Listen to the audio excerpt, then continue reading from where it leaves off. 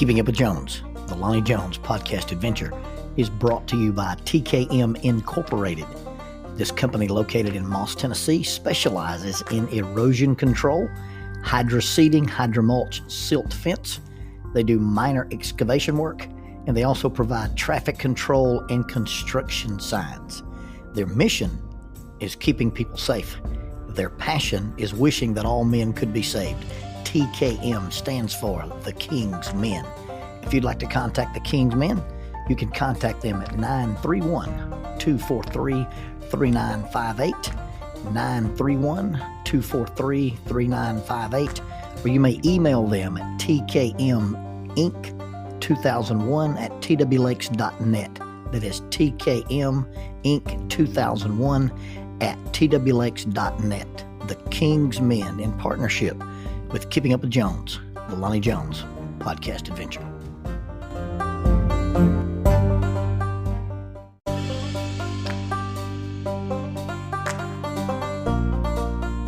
Keeping Up with Jones, the Lonnie Jones podcast adventure, is sponsored by SJ&L General Contractors. SJ&L General Contractors is licensed in both Alabama and Tennessee. This family-owned business provides mass grading, storm drainage, sewer and concrete improvement, asphalt paving, erosion control, demolition, and heavy hauling. If you're in need of any of these services, you can contact them at 931-433-4660.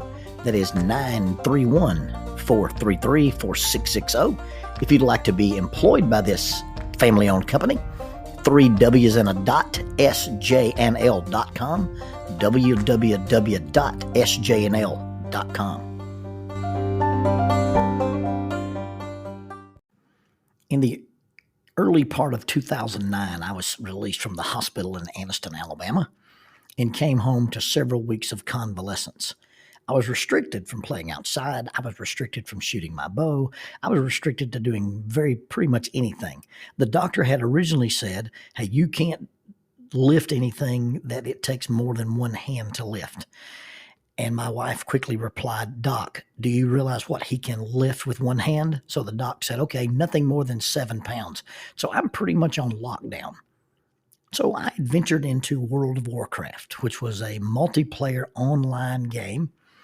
And I didn't know much about it. I got a 30-day free trial to World of Warcraft. And for 30 days, I had the unmitigated reign of terror as Bad Axe the Barbarian. An axe-wielding barbarian roaming through the landscape of World of Warcraft and causing chaos and mayhem everywhere I went. And when the 30 days expired, so did Bad Axe the Barbarian.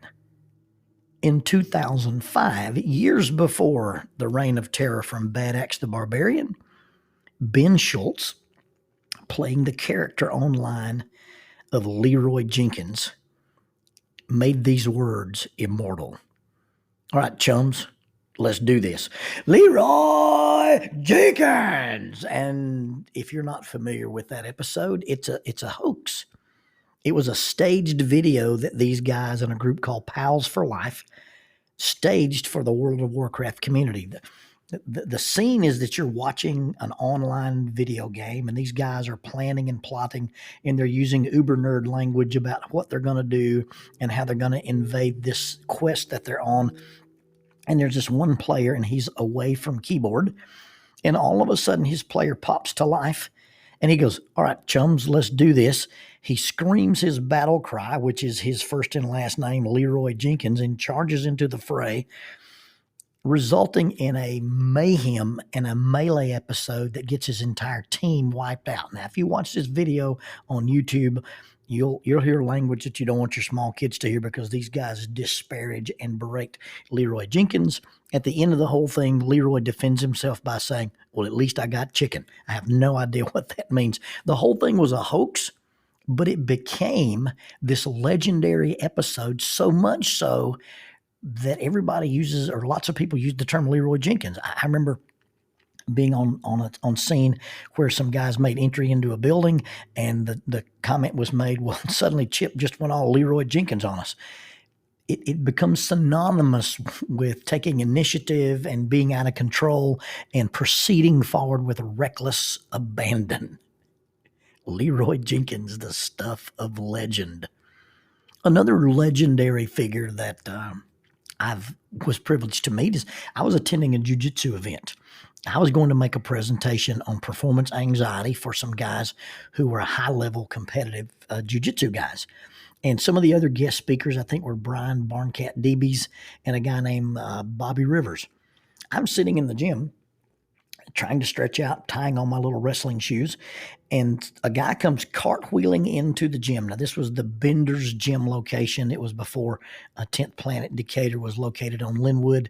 They had a small mat space in the Bender's Fitness area in Decatur. And so we're sitting in this smaller mat room, and this guy cartwheels into the room, jumps into the air, grabs a full-size punching bag with just leg scissors and hangs there suspended in air, throws a few punches on the bag, arches his back, puts his hands on the mat, and does like a back walkover to release himself from this hanging mat. And that, ladies and gentlemen, was my introduction to Bobby Rivers. Now, Bobby Rivers and I have been friends since that time. We have trained together. I've gone to Mobile and taken some private lessons from him. He follows me on Facebook and was always very interested in bow fishing. And we tried to get him up here several times into the Tennessee River and get him on the boat with Pickle and the crew. That never actually happened, but we fished together in Mobile. I was down there doing some seminars, and we made some arrangements, and Bobby and I and some of his friends have fished in Perdido Key. We've shot fish and stingrays over in Mobile Bay. And I've been to Bobby's gym and trained and worked out a little bit. And he's a great guy. He's a neat fella. He's a consummate martial artist. He's won several tournaments and done some high-level grappling matches. He's a black belt under Eddie Bravo in the 10th Planet system. And all I know about Bobby Rivers is good stuff. Now, all I know. It's not all I've heard. You see, there's these rumors that Bobby Rivers kind of had a Leroy Jenkins phase in his life. That when Bobby was in his bad boy days, he would be at a sporting event or in a club or at a bar or at a restaurant, and somebody would encounter him and things would escalate up to the point of somebody deciding they're going to announce to Mr. Rivers what they're going to do to him. Now, you got to understand, this is a guy that when his little dog was attacked at the mailbox, he choked a pit bull unconscious. Okay? I don't know if you've ever thought about choking a pit bull unconscious. He said he couldn't do a blood choke on it. His neck was too thick, so he had to do an air choke, and it took him 2 minutes to put this dog to sleep.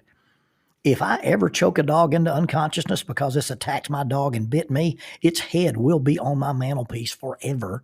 Bobby just put the dog to sleep, rescued his dog, and went inside. But if you were at this restaurant or at this bar or in this sporting event, and this person walks up to Bobby and starts escalating, eventually these guys decide to announce to you and tell you what they're going to do. Well, I'm going to take you outside, and I'm going to... And Bobby's response, allegedly, reportedly in these days, was to just simply stand up, push his chair away from the table, give kind of a sardonic smile, a little bit of a sigh, reach into his pocket and put a mouthpiece in. Now, this is not put a mouthpiece case on the table, open it up. This is just reach into your pocket with your change and your knife or whatever it is you carry in your pockets and pull a mouthpiece out and pop it right in. If you're standing in front of a gentleman and you're about to escalate the encounter into physical violence, and he stands up and puts a mouthpiece in, it is time to reevaluate your life choices up to this point. Because you're going to ask yourself, what kind of person does this? Who does this guy think he is? I remember during the height of COVID, we weren't going to take my truck. We were going to get into Jackie's car, and I don't remember where we were going, but I needed to get a sun hat because I'm bald. And I remember announcing to Jackie, hey, we can't go yet. I've got to get my hat, my mask, and my pistol. Wait a minute. If I've got to have a hat, a mask, and a pistol to go anywhere, am I the Lone Ranger? Well, this is Bobby Rivers. He got up in those days and would leave his house or leave his apartment. Let me get my keys. Let me get my wallet. Let me get my cell phone. Oh, yeah, let me get my mouthpiece. If you're messing with a guy who has to put a mouthpiece in, he has to put a mouthpiece in his pocket before he goes out every day, you don't want to invite this guy out into the parking lot. You would be surprised at what an effective de-escalation tool this is. Now, I teach active listening. and de-escalation skills for the police department. I've taught this same class in Mobile County. I've taught it with the federal marshals. I've taught it with the prison system. I've taught it with the parole board. But let me tell you, more effective than active listening and de-escalation skills verbally, you stand up and put a mouthpiece in your mouth, the person on the other end of that says, hey, I may not be wanting to do this as much as I thought I did. There's a t-shirt that says, do you talk the talk or can you walk the walk? We talk about congruency. What you say, does it match your body language? What you say, does it match your tone? And if you don't have congruency between your tone and your words and your body language, then you're not really telling the truth. You're being disingenuous. And it's important for us to be congruous, but it's also more important that when you're talking to the other person to be able to find out if those three things match, and you can tell whether they're being honest or whether they're being manipulative or whether they're not got a foot in reality. When you decided that you're going to threaten somebody and say, hey, we're going to fight, but you didn't bring your mouthpiece, I'm not sure you thought you were going to fight today. This guy left his house with a mouthpiece in his pocket. Now, this may all be apocryphal information and legendary, and I may be besmirching the good character of my dear friend Bobby Rivers. But let me tell you right now, a guy stands up and puts a mouthpiece in, he's about to go Leroy Jenkins on you. And you don't want any part of that. So when you begin to complain about what needs to be done in school, in church, in society, in the community, or in your relationship, and you're not willing to stand behind the thing that you think needs to be done with some very intentional action, then I think maybe it's time not to complain about it.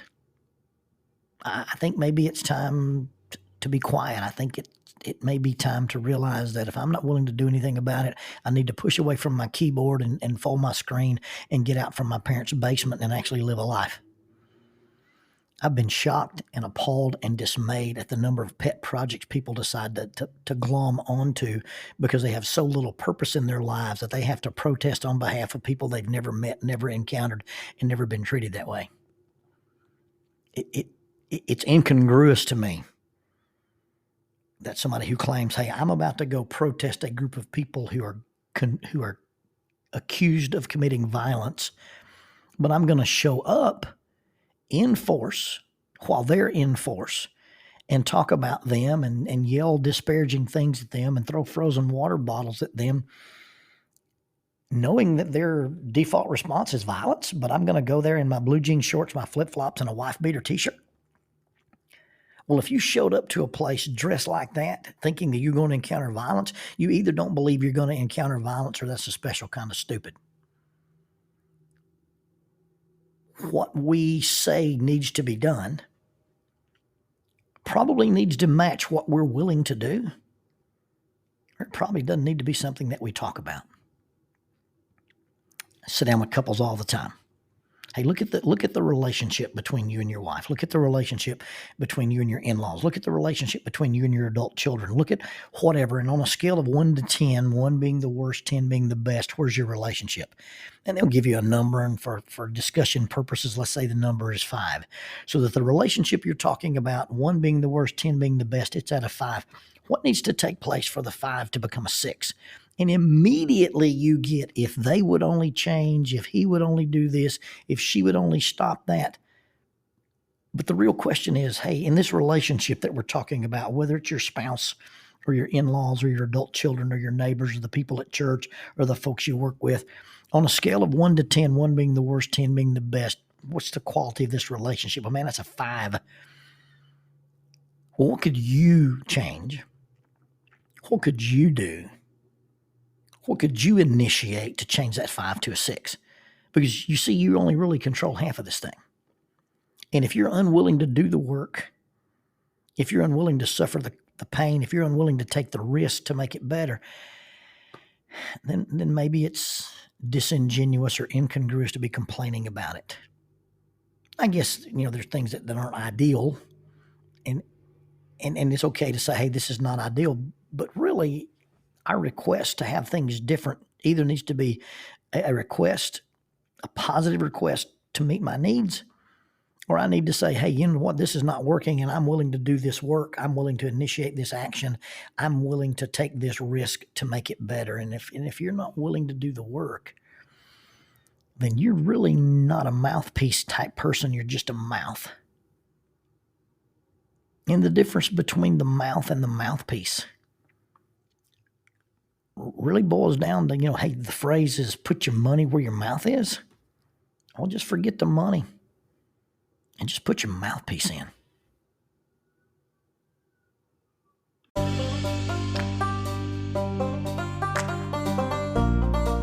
Keeping Up with Jones, the Lonnie Jones podcast adventure. I'm your host, Lonnie Jones, and the adventure part is basically just our experiences. And some of those experiences are as mundane as growing up, being married, being a young married couple with a kid, or being a middle-aged couple with grandkids.